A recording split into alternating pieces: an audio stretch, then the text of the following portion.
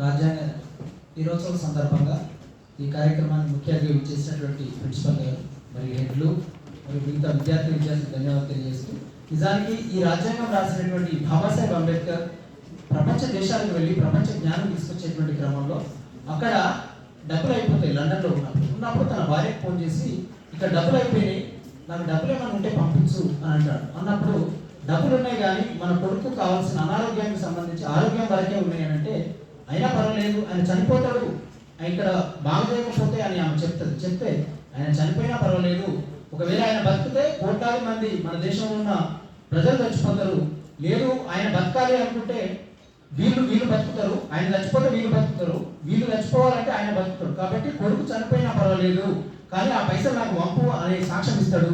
కాబట్టి ప్రపంచ దేశాలకు వెళ్ళి ప్రపంచ జ్ఞానం తెచ్చి ఈ దేశంలో కోట్లాది మంది జీవితాల్లో వెలిగినటువంటి చరిత్ర అంబేద్కర్ గారి. ఆ అంబేద్కర్ యొక్క సాక్ష్యము 75 సంవత్సరాలైన భారత రాజ్యాంగాన్ని స్మరించుకునేటువంటి సందర్భంలో 107 సంవత్సరాల చరిత్ర కలిగిన ఉస్మానియాలో మన కాశీం సార్ ప్రొఫెసర్ కావడం అనేది ప్రత్యేకమైనటువంటి అంశం అని తెలియపరుస్తూ,